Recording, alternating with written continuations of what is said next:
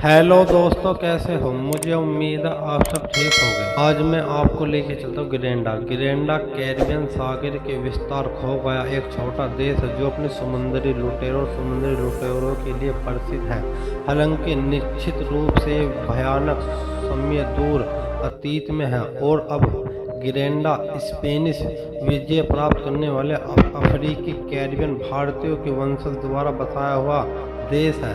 ग्रेनडा द्वीप की खोज प्रसिद्ध नाविक विस्फोट कोलंबस ने अपने एक अभियान से की थी। ग्रेनडा में 1974 में आज़ादी हासिल करने के बाद बदले स्पेनिश यात्रा करने में कामयाब रहे। देश की आधारिक भाषा अंग्रेजी है, लेकिन कई स्थानीय लोग पोटाई भी बोलते हैं। कैरिबियन में स्थानीय रूप से बोली जाने वाली भारी फ्रांसीसी भाषा है।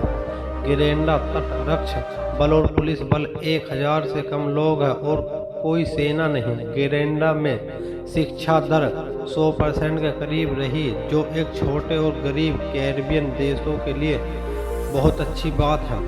राज्य के आधारिक शासक अंग्रेज सम्राट द्वारा जिस द्वीप पर आधारित गवर्नर जनरल द्वारा किया गया था। ग्रेनडा के तट के पास समुद्री तल पर एक आधुनिक पानी नीचे मूर्तिकाल पार्क है। जायफल दोबारा अवस्था में एक महत्वपूर्ण भूमिका निभाता ग्रेनडा है, लेकिन व्यावहारिक रूप से दूसरा स्पाइस आइलैंड है।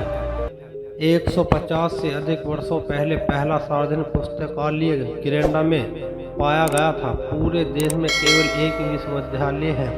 ग्रेनडा में मानक सामान्य शिक्षा बनी किसी अपवाद के लिए निःशुल्क है। इस देश में टेलीविज़न 1986 में देर से आया। कई वर्षों से इस देश की संख्या लगभग इतनी ही है। अन्य छोटे द्वीप और राज्य पवित्र ग्रेनडा में ताजे पानी की समस्या नहीं। द्वीप पर बहुत सारी धाराएं और अन्य झरने हैं। देश का सबसे बड़ा शहर सेंट जॉर्ज है। इस देश की राजधानी सबसे बड़ा शहर सेंट जॉर्ज शहर है।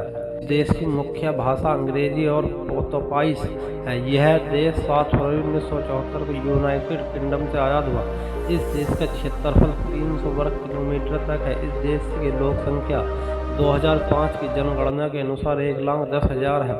यहाँ का घरेलू उत्पादन की बात करें तो इस देश की प्रति व्यक्ति 10,882 है। इस देश की मुद्रा का नाम पूर्वी कैरिबियन डॉलर है। यह देश कैरिबियन सागर में स्थित है।